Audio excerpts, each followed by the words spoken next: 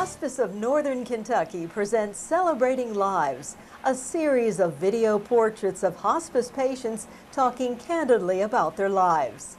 In this portrait, William Waters of Florence, Kentucky, is interviewed in his home by hospice volunteer Deanna Beinecke. Okay, today is September 29th. I'm here with William Waters in Florence, Kentucky, and we're going to celebrate his life today. Well, just average as far as I could tell you. I never thought about it, to tell you the truth. Well, what did you do for fun? Well, we played tennis and we played baseball and we took hikes out the railroad tracks up this way. Mm-hmm. Yeah. Me and Jimmy Sullivan, there are 3 trussels coming from Ludlow to Erlanger. Uh-huh. And you walk up past the first one along the tracks, cross the second one, and up the hill. We had a little camp back there. And one cold, bitter day, me and Jimmy Sullivan walked out to the camp. And I'll never forget, I got some dry stuff together to start a fire, mm-hmm. and I asked for a match. He never had any. And we had to walk all the way back home in the cold. So you never got your fire. I walked across the old lagoon, you know, mm-hmm. frozen lagoon. Boy, was it cold. Mm. School? Then I went to Covington Catholic High. Covington Catholic? And graduated in '37, the year of the big flood. Yeah, what was that like? Oh, wonderful for me.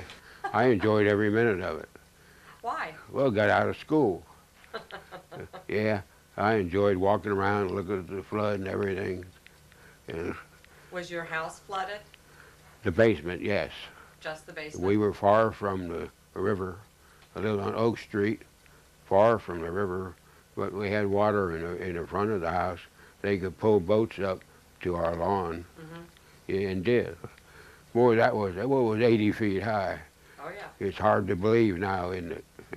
Yes, it is. Boy, it's amazing. Yeah, it didn't affect me any.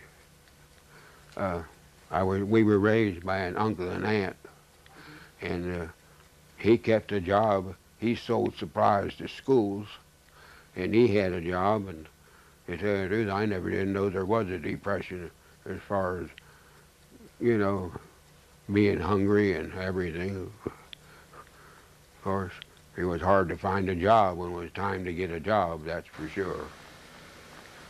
What did you do after you graduated from high school? I went over to Ohio Mechanics Institute mm-hmm. for 2 years. Then where did I go?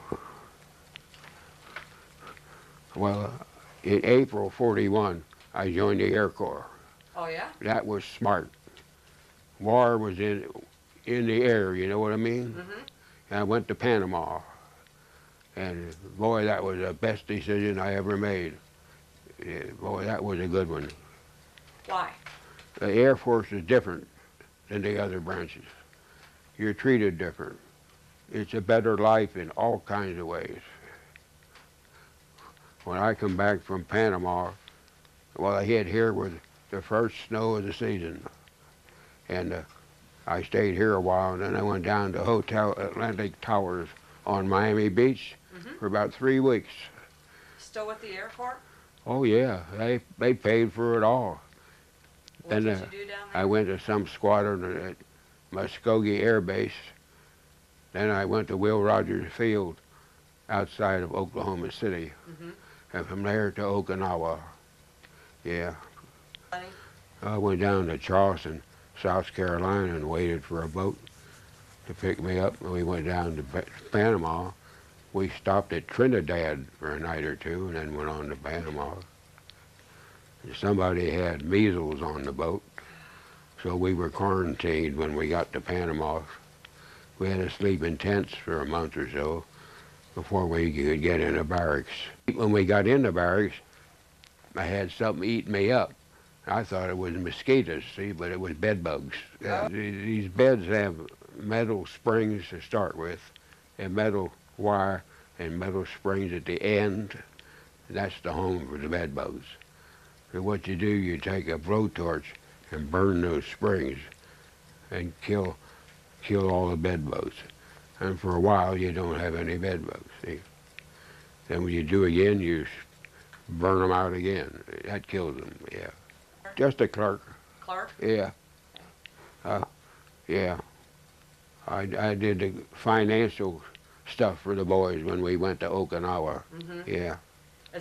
What were you doing on December 7th? Do you remember? Yep. I took a walk around Gatun Lake, and it was Sunday. I took a walk around Gatun Lake in Panama, and I come back to the barracks, and they give me a big old pistol. It said, "Guard the barracks," and I'm wondering from who. Everybody in Panama was walking around looking up. They're waiting for the Japs to hit them. Yeah. Yeah. Yeah, boy. They thought they'd be after the canal, you know. Well, we had a pay officer. I know our first pay on Okinawa, we had like 9 yen left. So I told him, just put it in your pocket and take it home as a souvenir, huh? Yeah, yeah.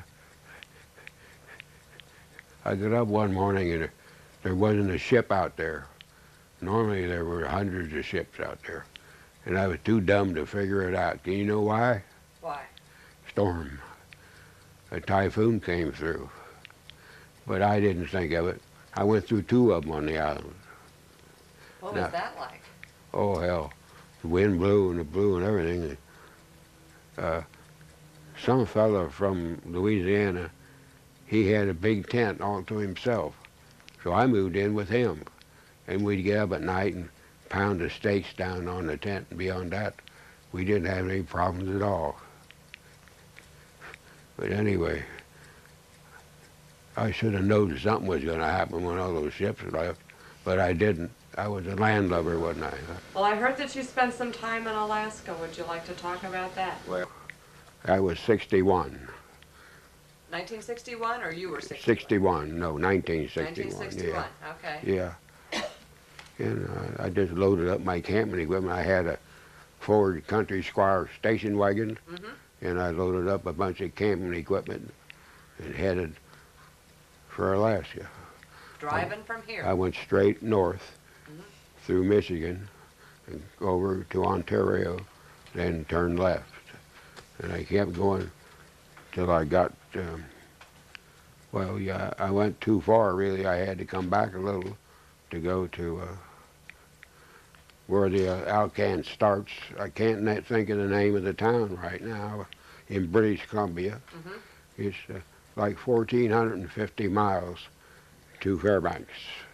Were you by yourself, or was somebody else with you? Yeah. I didn't know anybody who could go with me. So you just took off and drove up there through Canada. Yeah. How long did it take you to get from here to the Alcan Highway? Oh, boy. Oh, a couple of weeks anyway, I think, yeah. Good, Did you camp all along the way then? No. No, I didn't. I ran a motel room. Okay. Yeah. Yeah. And I don't think I did any camping till I got to Fairbanks. About 20 miles north of Fairbanks, there's a campground, and I camped there. Stayed a week or 2 weeks or so. Then I went up the road on up to, well, the Yukon River, where the road ends. It's the Steese Highway, S-T-E-E-S-E, after a General Steese, who was the chief engineer, I guess, for that road. Yeah. And when I got near the Yukon, there was a nice level spot there, so I pitched my tent. And that was where, close to that lake I was going to, which I had heard about. And when I walked out to the lake, I had waders on, out up to here, and I had to walk through muck and stuff up to here. So when I decided to go home, I decided to look for a different way. And here was this creek come by, so it has to run into the Yukon, so if I got a Yukon, I just turn right and go home.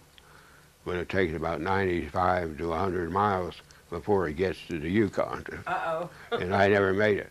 See, it's an old stream. An old streams meander back and forth, and that's what this one did, yeah.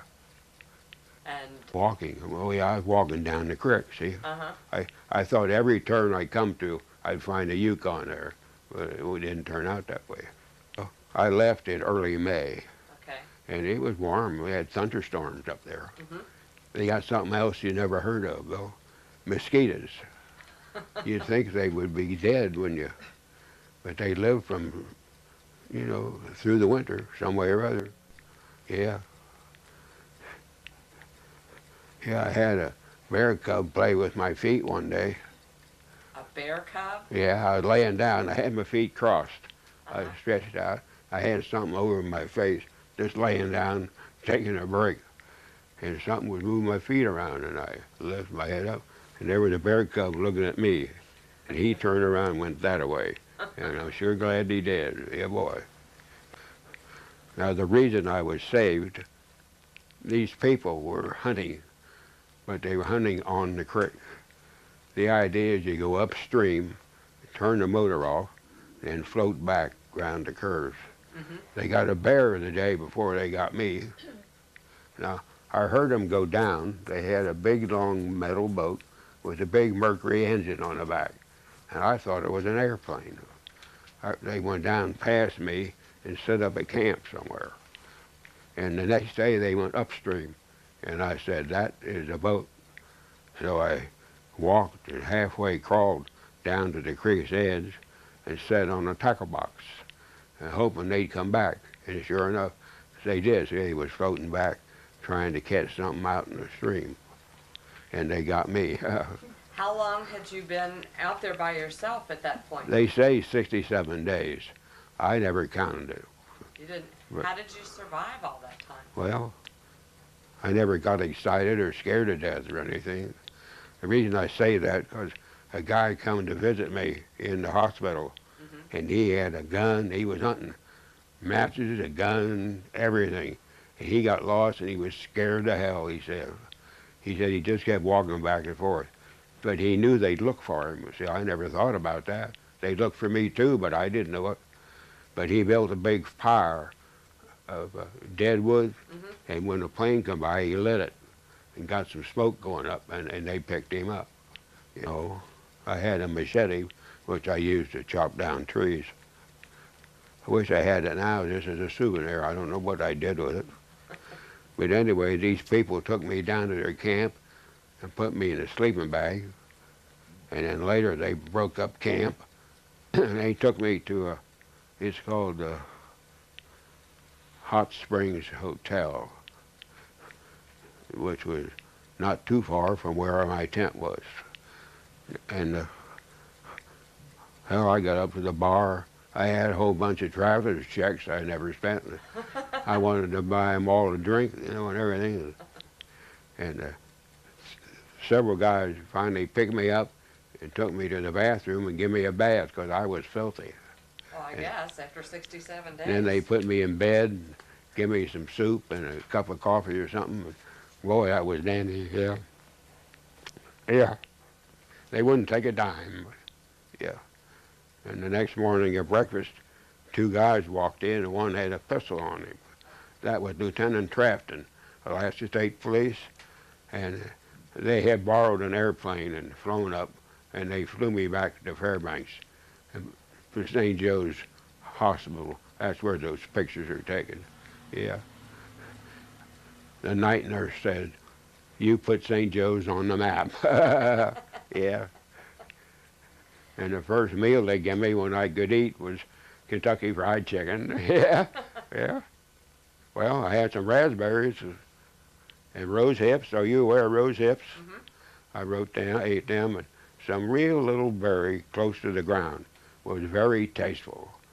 And I had that cup, and I'd pick them and put some in there. I'd eat one of them and a raspberry, and one of them and a raspberry, and have me a party. Yeah, yeah. So you lived on berries and water for 67 Yeah. days? Yeah, I get plenty of water. Yeah. That was important. That's important. Mm-hmm. You got to have water, yeah. I was keep moving. I didn't want to stay anywhere too long, but finally it rained 3 days in a row and put my fire out. That was shortly before these people started camping and picked me up. Yeah, boy. That ended the fire. Yeah. It's a while. I thought I'd die of pneumonia or something. Yeah, But I didn't. because it would have been, what, September when they found Yeah, it was. Well, I was told it froze up 3 nights later after they found me. But anyway, after I was in hospital a while, people come in hacking and coughing and everything, and damn if I didn't get a cough. And I was so weak I couldn't cough, you know. But the doctor gave me some kind of a green, thick liquid, which I drank, and that cut down the cough. I had an old guy in the room with me named Newby.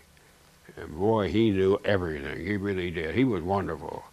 He could build things. He lived sometime in Canada. He said Canada gets much colder than Alaska ever does.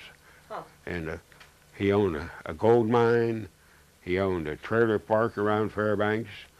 He was head of maintenance for the public schools in Fairbanks. Boy, he was an all-noble guy. And he had heart trouble. And he left. And then a couple of nights later, there he was back again. Yeah. And when I got out, he got out too. And the next day, anyway, me and Poe picked him up and drove him out to his diggings. You know what a Quonset hut is? Mm-hmm. He lived in a Quonset hut. He had 2 of them out in the country. And we spent a little time with him, then left for home. Mr. Poe flew up and drove me home, see? Now, a trooper took that first picture in the book. He broke a window on my wagon and drove it home.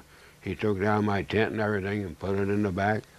He drove it down to a compound or something they have there at Fairbanks. And he told me that was a good vehicle, yeah. And Poe drove it. Now I'm going to tell you something that happened going home. Okay. I'm still amazed at. You never heard of Kluane Lake, I presume? No. It's a big, beautiful lake with big mountains around it. And anyway, we were going Saturday night. We're going around the southern part of Kluane Lake, and we got a motel room. It was cold and windy out that night, and I was awful glad to have a nice warm sack to be in. The next morning was Sunday, and nobody, they had a little restaurant there, but nobody working on Sunday morning.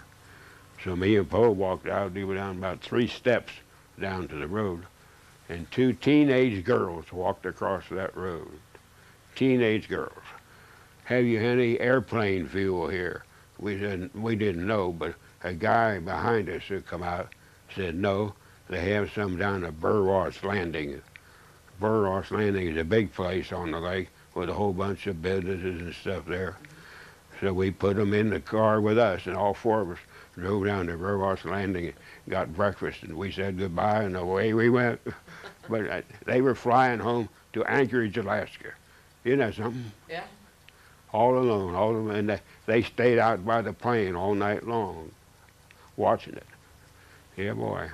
But I went back in '74 with a young fella and my little dog Charlie, and we again the Kluane Lake. The campgrounds they have up there have cabins in them, and in the cabins you find the old-fashioned iron stove, and the one we stayed in had an oven was that wide. You're not supposed to stay in them. But in the fall, all the rangers are worried about the big game hunters. They don't pay no attention to you. So we put a tent up outside this cabin, and we slept in all night. And I had an old sleeping bag for Charlie. Yeah. I had a big radio, transoceanic, and it wouldn't play. Now, one morning when I got up, I looked out the window, and a big truck camper had pulled in. It was 2 elderly women from Denver, Colorado, and they had a little dog about that big, little poodle. And I happened to talk to them a little bit before they left. And I mentioned the radio, and they said, well, that's due to the mountains. I never thought about that. But the sailors couldn't get over the mountains, yeah. When I started out, there was hardly any night on account of June the 21st being the longest day of the year and all that. But after night, during one of those nights, I was laying down sleeping, and I had something smelling me. I could feel a nose going out with a big bear. So I jumped up and went, "Ah!" And away he went. And that's why I'm here telling you about it. Yeah, the way he went. And boy, I'm sure glad of that, yeah. What prompted that enjoyment of the outdoors? No, it was just born to me. Just born to you. If I had to spend my life in a factory, I'd rather be dead. Well, I think that's an awful way to spend a life, huh? I had a trailer down at Dale Hollow, Wolf River Dock. I had 2 boats and a lot of camping equipment, and I spent most of my time down there. Just boating and Yeah, camping? fishing, boating, camping, anything I felt like. I was free. Boy, I love that, yeah. Oh, that's good. Yeah, boy. Actually, I camped a lot. You know, you set up a tent down the lake, and I could stay for a month. Then I'd come home and pay my rent and get my check and go back down, see? Many a time I was heading south, and everybody else was heading north going to work. That's good. About my first trip out there, the people I rented from had a little doggy, so I took him along. And I was sleeping in the back of a station wagon. And I had chicken stew for supper, so I set this pot on these are cement tables. I set the pot on the table, put a lid on it, and a weight of some sort on that. And me and the doggy got in the back of the station wagon. Now the station wagon was pointed away from the table, and we were in the back. And I had the doggy sleeping next to me. And during the night, I heard that plate hit that cement table, and I had a flashlight about that long. See, I put it on him. Biggest coon I ever seen was sitting there dipping his hands in the chicken, eating the chicken soup. And the doggy raised his head. I pushed his head right back down. You go back to sleep. And I went back to sleep. And the coon had him a good chicken supper, huh? Yeah. Good for him, yeah, boy. Most of your jobs and your life you wanted to spend outdoors if you could. Mail service job, that railway mail, that was a good deal, yeah, boy. Yeah. What was so great about it? The layoff. 6 days on and 8 off, huh? Ain't that pretty You worked good? for 6 days and then you were off for 8? Yeah. See, 6 days is 3 round trips, see? Where did you travel from? Mostly to Chattanooga. From here to Chattanooga? Yeah, from the Union Station. Oh, okay. From Hamilton County to Hamilton County. Oh, How about okay. that? Yeah. Uh-huh, yeah. That was a good job. It was a dirty job and hot in summertime, and in wintertime you had more mail than you could work. But it was a good job. And you enjoyed it? Yeah, yeah. I felt better after a series on the road than I did after a layoff. No kidding, I really did. Yeah. Oh, that's pretty tough to The do. drawback to the railway mail service is the exams. You're examined on your knowledge of mail. When you're a sub, you're about every 3 months you have an exam. What kind of exam? What did they ask you about? Well, like one on the state of Kentucky. The state of Kentucky was divided into 3 sections. Okay. So every hollow had a store, and every store was a post office. But, yeah, the routes for the mail. So you had a big case in front of you, and you could buy cards. You get a box about that long. You had to memorize them all, where to put them to get that mail home. And they made it easier toward the end. You only had 100 cards. But when I started out, you had a card for every little post office. And I put up, I don't know what, Kentucky, Georgia, I guess, and Florida, and Michigan, and Ohio coming north. I generally worked Michigan coming north, and Florida going south. Florida newspapers. But that was a big drawback to the job. But Then in '67, they took the trains off, see? And I wound up over here at the annex, Liberty and Dalton, for about 2 years. But I had a letter in for retreat rights, and they had this bus going to Cleveland. And finally, a vacancy come up, and I got out on that bus. Oh, okay. And I had that same deal again, where you had 6 on and 7 or 8 off, something like that. That's where I retired from in 72, 1972, yeah. All right. I'm no good at anything, really, yeah. Well, I wouldn't say Just that. an average guy, yeah. No special talents or anything, yeah. Well, except being able to survive on nothing for But 67 I have years. been lucky. Well, what was good there, I didn't scare myself, understand? I didn't panic like that other guy did I told you about, yeah. It was I say a little sanity helps, huh? Oh, You know what I mean? Yeah.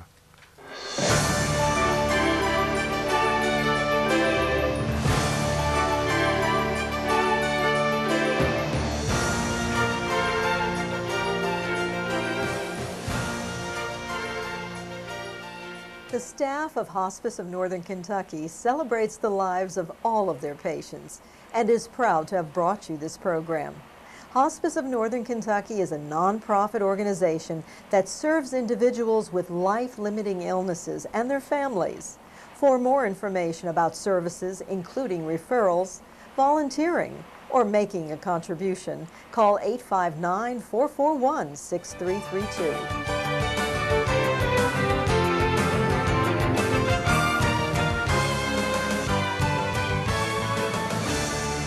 We all want the best care for our loved ones when they're sick. But when someone we love is dying, it's hard to go it alone.